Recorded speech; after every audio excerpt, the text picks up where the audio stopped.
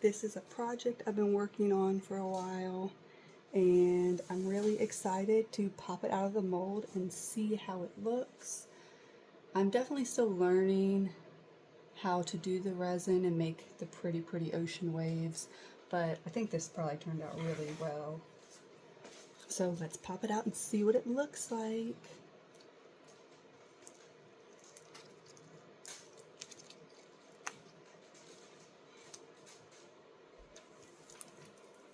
This was a thick pour, so it took a little bit longer to cure than my other ones have because of how much resin we had to use.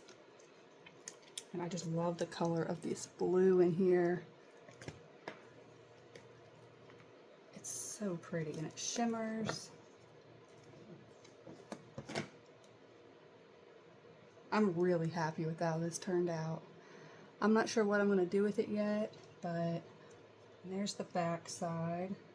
There's a little bit of white extra spot, but